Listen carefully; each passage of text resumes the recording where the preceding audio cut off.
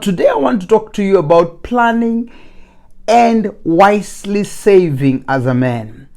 In Proverbs 21 verse 5, it says, "The plans of the diligent lead to profit as surely as haste leads to poverty." The plans of the diligent. There's a video where I've covered and I've talked about the need of working in diligence as a man. And I want you to look for it because that probably will help even as I speak what I'm speaking right now. It says that the plans of the diligent, anybody who is diligent, anybody who works hard, who is proactive, who is industrious, anybody who is given to that which he's doing and gives himself to it with commitment and consistency, the Bible says that kind of man, the only thing he experiences in life is profit. In other words, there is increase, there is multiplication, there is fruitfulness. Genesis 1:28. That kind of a man who is able to plan. Planning means what? He is able to see into the future. He is able to trace his way into the future or map his way into the future. He knows the steps he's taking in as far as life is concerned and in as far as his financial growth is concerned. You see, when you are not a planner, the only thing you become is one who does things in haste, is one who does things in haphazardness, is one who does things without understanding exactly where they're coming from or where they're going. And what does the scripture say? It says that when somebody is hasty, when somebody is walking without making plans or without arranging themselves, he says that kind of a person, the only thing or the only place they find themselves is that place called the place of poverty. It leads them to poverty. So that means in this life, if you're going to actually experience increase, prosperity, wealth, multiplication, riches, the first thing you must understand is that you need to become a planner. Planning is very important. And therefore today I'm talking about planning, and I'm also talking about wisely saving or saving in a wise manner. Because those two things will go very well together. Because you see, when you're a planner, then you are able to organize yourself properly. You're able to distribute your money here and there. And by the way, for your information, that money does not have to be so much. Start with a little and progressively grow with a little, because it is about here small and eventually it becomes much. In another video I'm going to be talking about that, but for now I'm talking about planning and wisely saving. Now, number 2, it says this in Proverbs 21 verse number 20. It says, "The wise store up choice food and olive oil, but fools gulp theirs down." Now I want you to pick a few words that are key in that small scripture. It says that the wise store up choice. The word choice is very important. In other words, whatever it is that they are getting, a wise person will look at that which is choice, that which is good, that which they know that they can use tomorrow to produce more, and they will set it aside. If it is a farmer who is actually going to put seed, when he has done his harvest, he looks at those seeds that are good, the seeds that are of choice, the seeds that are healthy, and he puts them aside.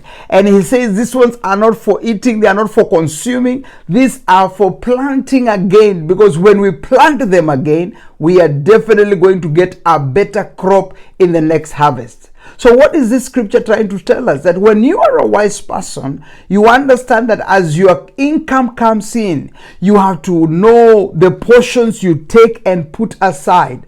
Why are you taking the portions aside? Or what are you using those portions aside? Number one, those things that you're pushing aside, they become a buffer for you in the days things are rough and tough. They become an emergency fund for you when you actually need money for a particular thing and you don't have another source of income. They become a place where you can fall into when things are not working out very well. So a wise man, and we're talking about men today. Men, you must learn how to save. Now, can I be very sincere here and say that if there are people who don't know how to save, it is men. Women are very good savers, and they challenge us with that. I am married. I know that for sure. I know what it means. I know. You can talk to me on the side and I'll explain to you what I'm talking about. Women are very good when it comes to saving. They save even little here and there. Some of them have even saving boxes in their homes. They have the what we call the piggy banks in their houses, in the kitchen somewhere, or stored up in a room somewhere. Some of them have a shoe. You know, I remember those olden days. My mom had a place where she used to keep her things. There was a tin where she used to keep her money.